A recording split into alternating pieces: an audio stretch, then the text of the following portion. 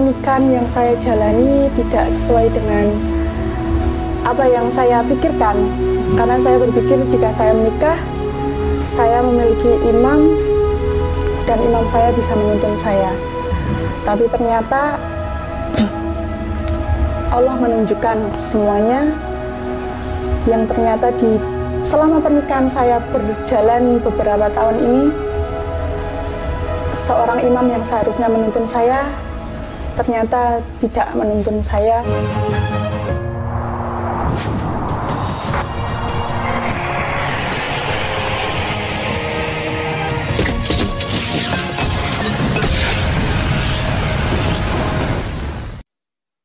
Assalamualaikum warahmatullahi wabarakatuh.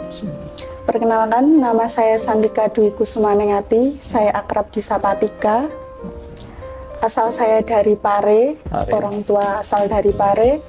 Agama saya sebelum saya masuk Muslim, agama saya Kristen Protestan. Begitupun dengan orang tua.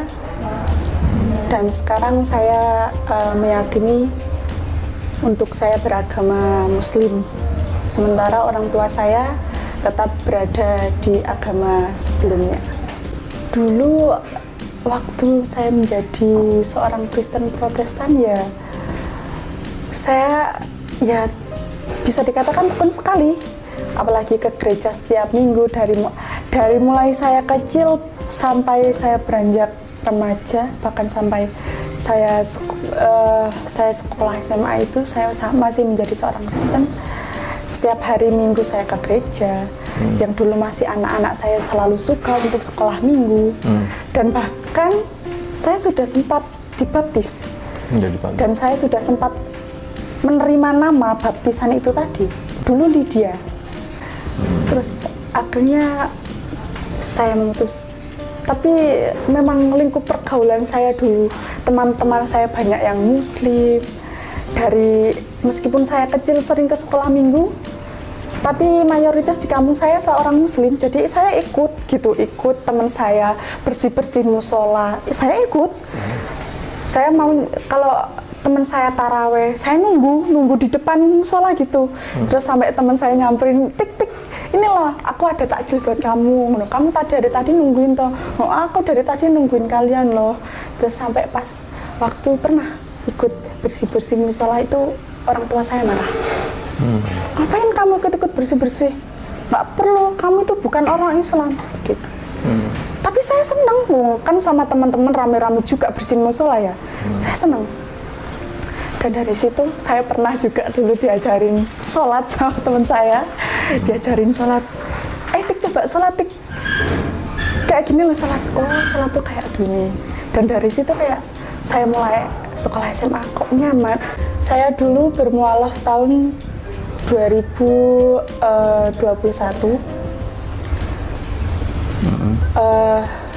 Dan dulu memang saya bermualaf berperantara dengan menikah.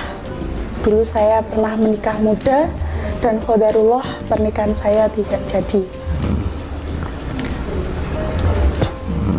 Saya bermualaf tahun 2021 akhir. Yang memang dulu saya dari hati saya ingin sekali bermualaf dan masuk ke agama Islam, namun saya bingung untuk memberitahu orang tua saya bagaimana. Dan Allah memberi jalan dengan perantara menikah. Saya ikut perkumpulan mualaf center ini dan saya disyahadatkan, di mana orang tua saya tidak menyaksikan. Saya diantar oleh teman ibu saya. Sebenarnya orang tua saya berat melepas saya untuk berpindah keyakinan. Ibu saya bilang seperti ini, Dok, kamu yakin kamu mau ikut Islam juga? Tapi kalau kamu ikut, ibu boleh saja kamu masuk Islam. Ibu tidak pernah memaksa anak-anak ibu untuk terus ikut apa yang ibu ajarkan. Tapi tolong, untuk yang kali ini kamu harus tetap jalankan syariat sebagai orang Muslim ya, Dok. Ibu saya bilang seperti itu. Sholat, ibu bilang gitu, jangan sampai tidak sholat. Akhirnya saya bilang, iya Bu, insya Allah saya akan tetap jalankan syariat sebagai orang Islam. Yaudah, berangkat. Saya berangkat, saya syahadat, dan sepulang dari syahadat itu saya lihat ibu saya sudah menunggu di rumah. Ibu saya sudah menunggu, terus ibu saya bilang, gimana Dok tadi syahadatnya lancar? Alhamdulillah Bu, saya bilang begitu. Anak ibu sekarang sudah seorang muslim, begitu ibu saya. Terus ibu saya menangis di situ. Saya bilang gini, tuh kenapa Bu, ibu kok menangis? Saya bilang gitu. Ibu nggak suka ya? Ibu nggak ridho ya saya masuk Islam? Saya bilang begitu. Tapi ibu saya bilang, enggak. Ibu seneng lihat kamu seneng. Ibu saya bilang seperti itu. Ibu hanya nolong sondok. Gak bisa menyaksikan kamu bersyahadat, karena dulu ibu menyaksikan kakakmu bersyahadat, tapi sekarang ibu nggak bisa menyaksikan. Ibu bilang seperti itu. Saya bilang sama ibu saya, Bu, ibu nggak usah sedih karena nggak bisa lihat saya. Dengan ibu bapak mengizinkan saya berpindah keyakinan itu saja saya sudah senang sekali. Saya bilang seperti itu. Insya Allah Bu, setelah ini saya akan tetap seperti apa yang ibu mau. Saya bilang seperti itu. Akhirnya meskipun saya sekarang masih menjadi satu dengan ibu saya, orang tua saya yang non muslim, tapi Masya Allah toleransi mereka itu sangat luar biasa. Sebagai orang tua selalu mengingatkan apa yang menjadi kewajiban saya. Ayo Dok, kamu belum sholat, ayo sholat dulu, nanti anaknya tak tungguin. Bu bilang gitu.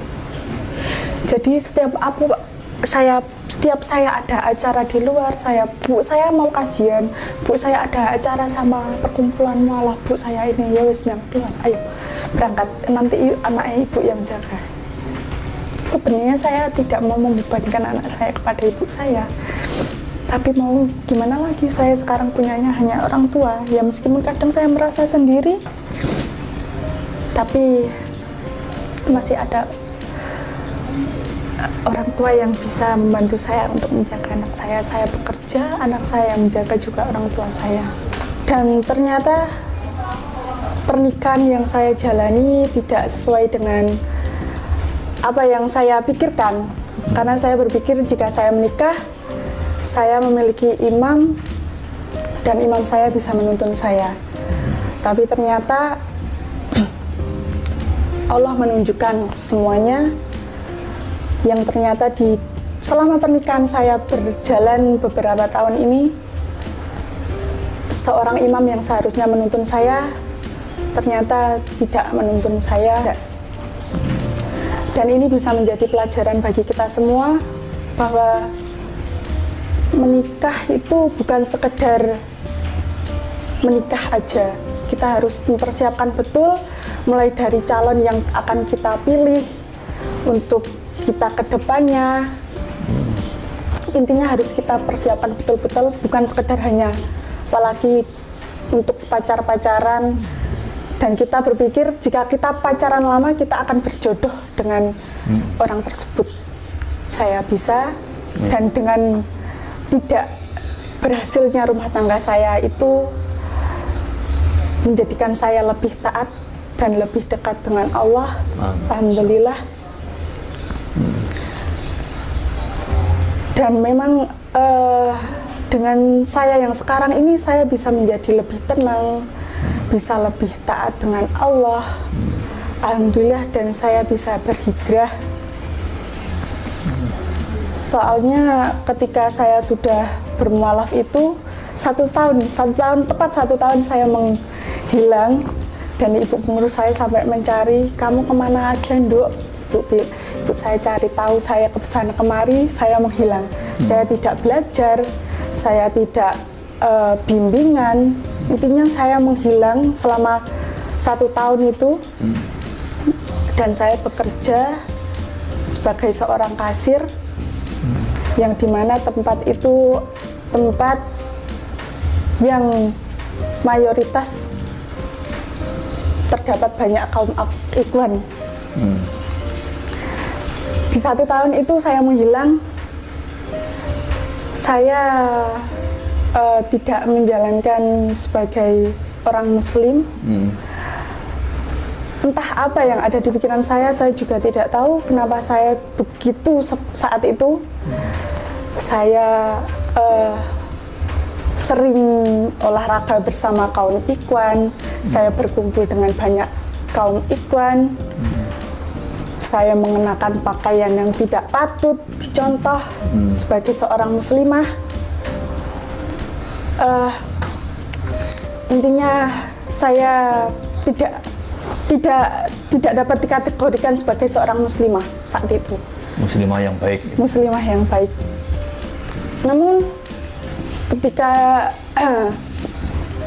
saya merasakan kesenangan dunia, Allah memberikan ujian seperti itu di rumah tangga saya. Di sisi lain rumah tangga saya tidak terjalin dengan yang baik itu karena di sisi lain tidak bisa menjadi imam yang baik itu, tapi ada lagi masalah yang tidak dapat ditolong lah untuk berumah tangga. Akhirnya Allah memberikan ujian itu. Saya berpikir, apa saya akan tetap terus seperti ini? Sampai kapan saya akan mengejar dunia? Dan saya tidak pernah mengingat kematian. Dan semenjak itu saya waktu itu ikut yasinan rutinan di kampung saya. Waktu saya baca yasin, nggak tahu kenapa tiba-tiba saya tuh kayak ngerasa, aduh, saya udah nggak kuat ini, saya harus ketemu sama ibu saya, gitu, ibu pengurus saya. Akhirnya saya hubungi lagi, beliau bilang, ibu sudah cari kamu, ibu nanti kamu, kok kamu nggak ada kabar, ibu bilang begitu. Akhirnya saya datang ke rumah ibu. Sebelum saya cerita, orangnya sudah tahu, beliau sudah tahu. Maksudnya Bu Wiwin ya? Bu Wiwin. Bu Wiwin bilang, ibu tahu kamu ada masalah, ibu bilang begitu. Udah saya cerita semuanya, saya menangis sejadi-jadinya ke ibu saya ini. Ibu bilang sempat cari dulu anaknya, maksudnya suami saya cari dulu. Kan selama ini kan juga udah pisah, nggak tahu dia kemana.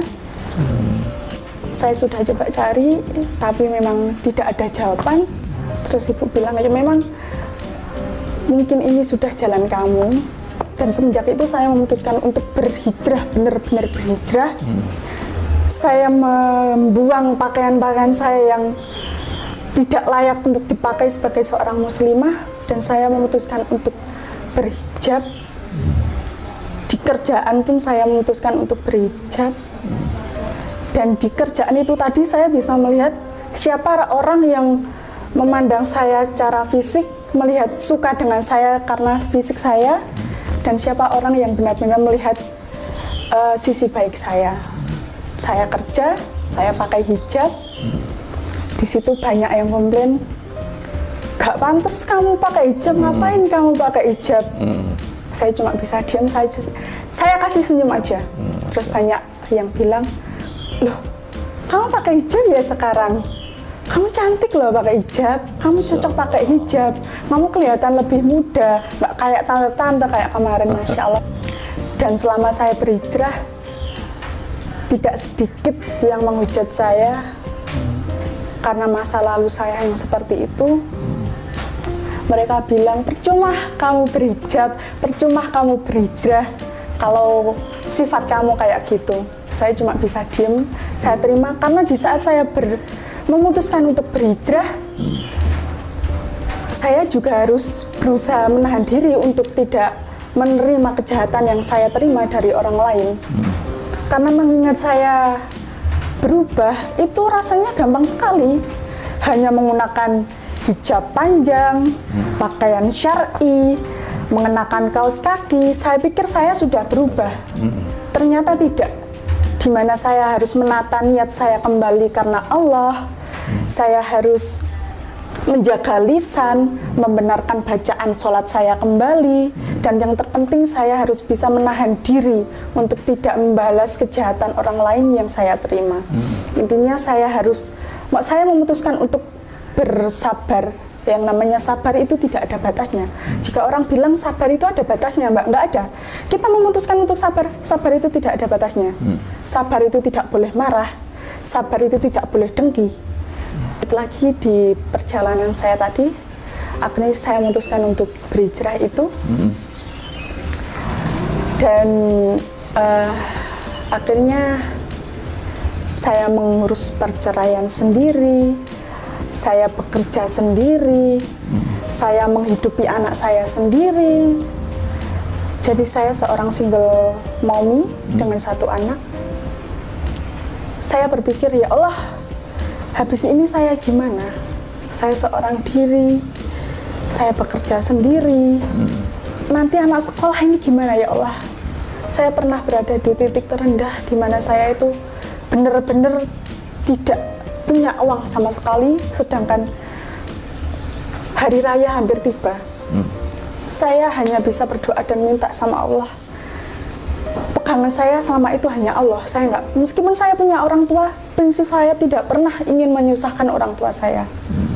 Karena dengan perjalanan saya yang rumah tangga tidak jadi, dari situ saya tahu bahwa menyakiti hati orang tua saya. Dan saya tidak ingin lagi dengan membebani kebutuhan saya di orang tua saya. Saya cuma minta sama Allah, saya berdoa sama Allah, ya Allah, habis ini hari raya, saya perlu zakat. Tapi sedangkan saya ini nggak punya uang, ya Allah, saya minta saya protes sama Allah. Dulu sewaktu saya meninggalkan dan melalaikan perintahmu, saya ini uang seakan-akan nggak pernah habis.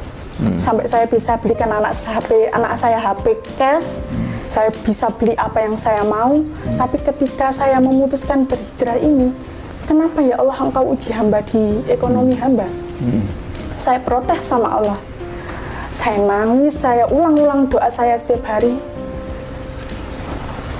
2 hari sebelum Lebaran, setelah saya sholat maghrib, saya buka HP saya. Kakak sepupu saya chat saya dan bilang, Dok, ini ada zakat mal dari kakak buat kamu. Saya nangis sejadi-jadinya, ya Allah, ternyata Engkau memang jawab apa yang menjadi doa saya selama ini. Engkau jawab apa yang menjadi permintaan hamba, dan Engkau jawab tepat pada waktunya, ya Allah, saya bilang begitu. Dan setelah itu rezeki mengalir terus. Alhamdulillah, saya bisa zakat, saya bisa kasih THR ke keponakan saya bisa belikan anak saya baju, Masya Allah. Dan dari itu saya berpikir, ya Allah, maafkan hamba selama ini telah meninggalkanmu, saya bilang begitu. Dan dari situ saya berpikir, lantas perihal apa lagi yang membuat saya lalai akan perintah Allah? Perihal dunia apa lagi yang membuat saya meninggalkan Allah, saya begitu. Dan dari situ saya ambil pelajaran bahwa jangan pernah menyepelekan, jangan pernah anggap doa itu tidak pernah Allah jawab. Dahsyatnya doa saya bisa rasakan sendiri. Apa yang kita minta, cukup kita minta sama Allah. Doa ulang-ulang setiap hari, karena dengan kita berdoa itu ibarat kita mengetuk pintu surganya Allah. Dengan kita berdoa terus, kita mengetuk terus hingga tiba saatnya Allah membukakan pintu, Allah menjawab semua doa kita.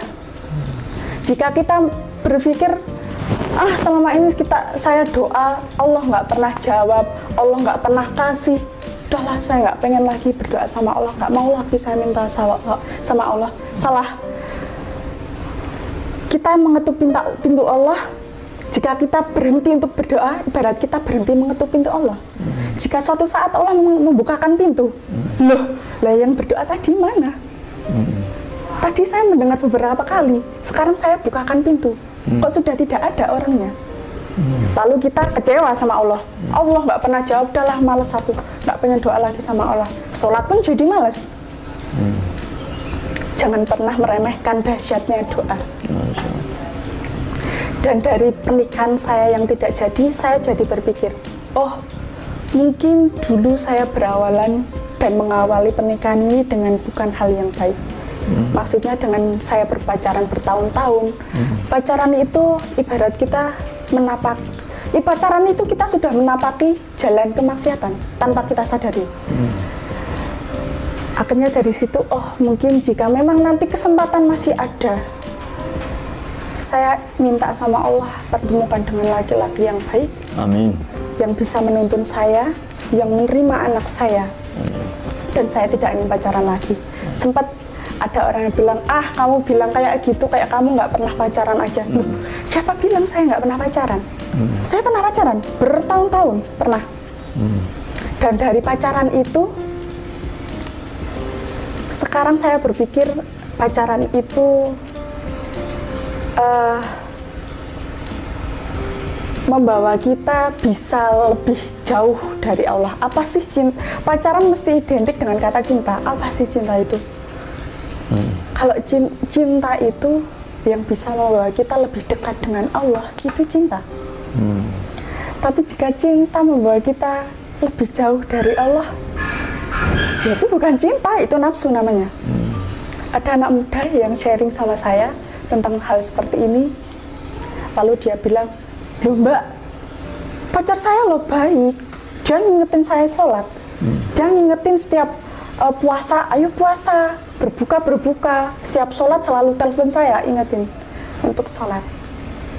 Lantas apa bedanya dengan kita mencuci daging babi menggunakan air zam-zam, apakah menjadikannya ia halal? Tidak. Intinya nggak ada pacar-pacaran. Saya pengalaman itu karena pacaran itu rumah tangga tidak jadi. Yang saya pikir pacaran bertahun-tahun akan menjadi jodoh saya, ternyata tidak. Dan di pernikahan itu rasanya juga hambar. Karena apa? Karena rasa semua itu sudah habis ketika kita pacaran itu tadi. Banyak yang cerita ke saya, sharing ke saya, anak-anak muda, bahwasanya mbak, aku gini-gini, aku ada masalah, aku putus. Kamu percaya nggak bahwa itu tuh teguran dari Allah buat kamu? Bahwa memang pacaran itu tidak baik. Dan kamu ditegur, terus akhirnya kamu galau, nangis, kita nangis, baru kita ingat sama Allah. Ya Allah, saya diputus. Ya Allah, kok bisa sih Allah kasih jalan kayak gini? Kalau nggak gitu, kamu nggak ingat sama Allah gitu. Kita harus bisa menyikapi betul-betul, dan kita harus bisa memahami bahasa Allah. Bahwasanya setiap apapun ujian yang kita terima, itu ujian betul-betul dari Allah supaya kita kembali sama Allah. Di 22 tahun ini, saya sudah merasakan banyak perjalanan yang panjang. Dari mulai saya bermualaf, saya bercerai, sampai saya berada di titik paling terendah. Saya merasa seorang diri, tapi saya yakin Allah pasti ada sama saya. Saya hanya berpegang dan minta sama Allah, ya Allah, apapun yang terjadi, kapanpun dan dimanapun, jangan pernah tinggalkan hamba lagi. Saya selalu minta sama Allah seperti itu. Dan Masya Allah, apapun doa yang saya minta, sampai sekarang Allah selalu mengabulkan tepat pada waktunya. Dan jangan pernah khawatir akan masa depan. Saya pun sempat khawatir akan masa depan saya setelah ini. Saya berpikir, ya Allah, nanti gimana ya kalau saya anak saya sekolah, nanti saya apa bisa menyekolahkan anak saya begitu. Tapi saya kembalikan lagi, saya nggak perlu khawatir sama Allah, karena Allah, jika Allah sudah berjanji, maka Allah akan menepati. Maka jangan pernah khawatir akan masa depan dan apa yang akan terjadi. Allah sudah atur semuanya. Dengan saya seperti ini, saya juga yakin bahwa Allah akan mencukupi semuanya. Allah akan selalu berada di samping saya. Dan akhirnya ya saya nggak pernah khawatir. Saya nggak punya uang pun saya nggak pernah khawatir. Nggak kayak dulu overthinking gitu, nggak. Saya bilang, nanti Allah pasti kasih, saya bilang seperti itu. Jadi pesannya tadi itu seperti itu, untuk khususnya bagi kaum akhwat, gak usah pacar-pacaran dulu. Jika kita cukup semua di dalam doa, kita pasti ada mengagumi seseorang, pasti. Tidak perlu kita menyatakan itu semua, cukup dibawa dalam doa saja.